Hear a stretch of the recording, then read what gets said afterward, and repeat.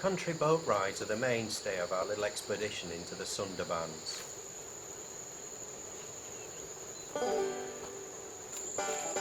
On this one, we come across monkeys having their breakfast.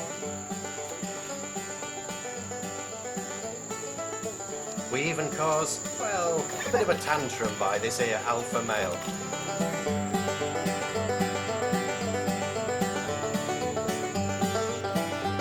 More kingfishers along the river. They're ever present, it seems. And always ready to fly off.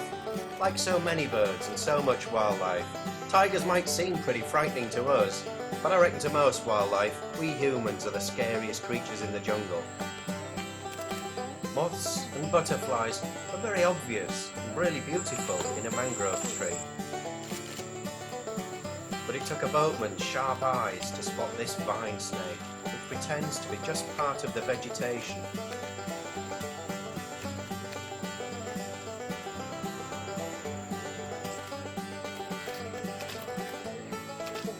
There are monitors again, some of them quite large, a couple of metres, maybe 3 metres long for a big animal.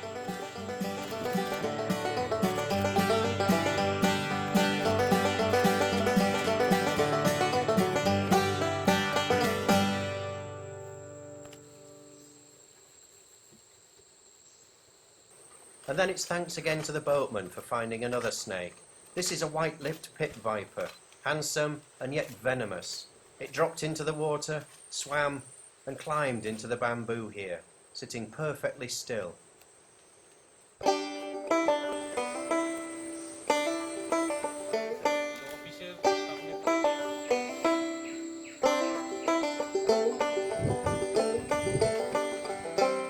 Moving on, we sometimes find white-bellied seagulls, looking like they're lords of the Sundarbans.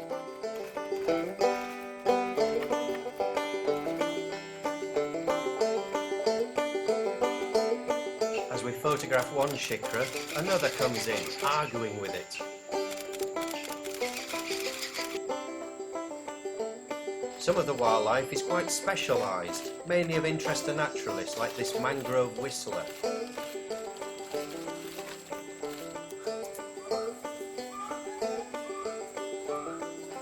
And sharp eyes near the end of one trip spot this dog-faced water snake, which sees us, rests a little, and takes some evasive action.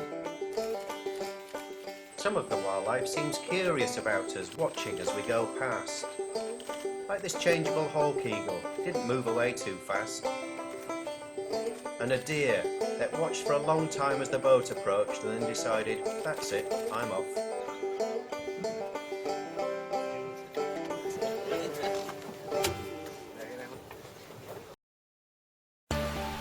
Egg Island formed only a few years ago, I'm told. It was named by fishermen because of all the terns and other water birds that nested here. But now they've gone and the jungle has colonised. Makes a fine place to stroll along the beach, past the mangroves, Brahmani kite that watches me for a while.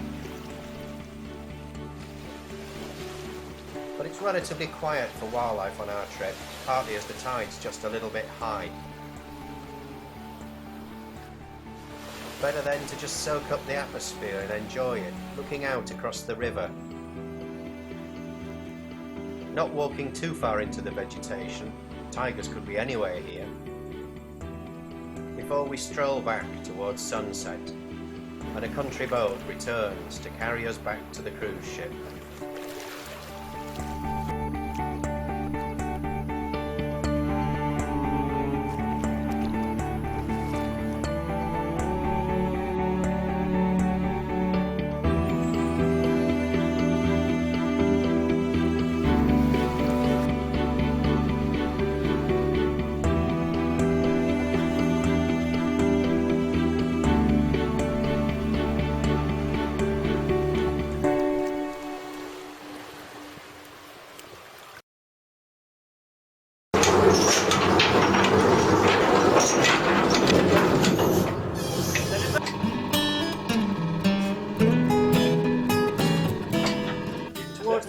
last day, we head south, then westwards. Chilling out now on the cruise boat. Still a little lookout for wildlife. And happily, we even find that wildlife comes to us. Brahminy kites here, dipping behind the boat, looking for fish churned up by the propellers.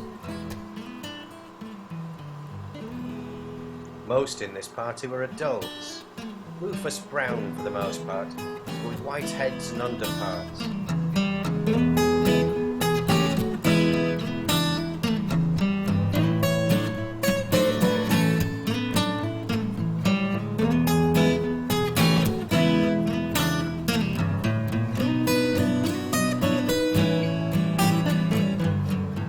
Sharp-eyed too, they were quick to drop down at any chance of a morsel of food.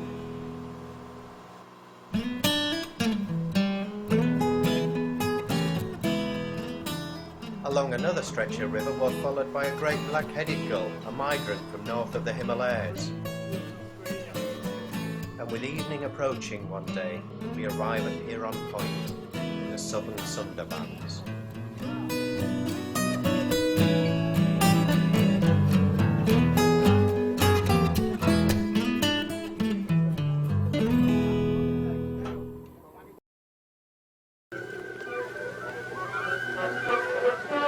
As we set foot on Huron Point, a helicopter flies over and lands at a small military base.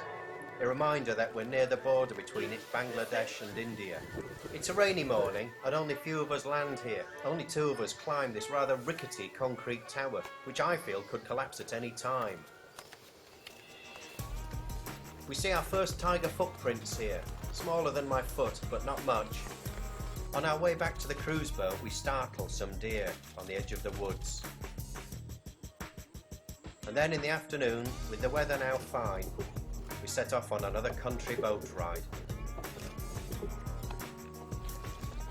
But as it turns out, this ride isn't all that rich for wildlife, but it does prove a fantastic experience. We head to the mudflats as a rainbow forms from late afternoon sun and a rainstorm nearby. And then is a chance for photography, and a sunset begins to evolve, the clouds turning ever more intense. Phenomenal colours, even for wildlife paparazzi, a must photograph scene. It's the last evening of my Sundarbans trip, and it's just fantastic.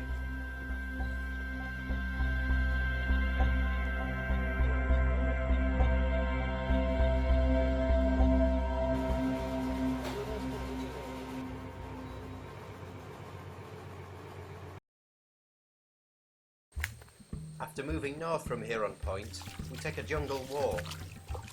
Tiger footprints remind us tigers could be anywhere here, and with the tide rising in the mangroves, this seems a really strange place to be. My hands shake so much, I have to be using the tripod to get any steady shots.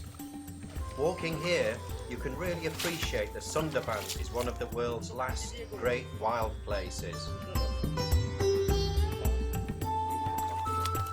And yet suddenly, we emerge from the forest trail to find a tourist spot. A tourist spot with birds like this orange-headed ground thrush, but a tourist spot nonetheless. We're far nearer to main towns and cities now, and people come here. It's one of the few places that actually encourages tourism in Bangladesh Sundarbans. But there are tigers here too. We photograph pug marks. I film a curious mammal. Well, this fellow just appeared. And there's one of the star birds of our trip, a ruddy kingfisher sitting quietly in the trees. And then, time to leave the sensational Sundarbans and hope that I'll be back someday.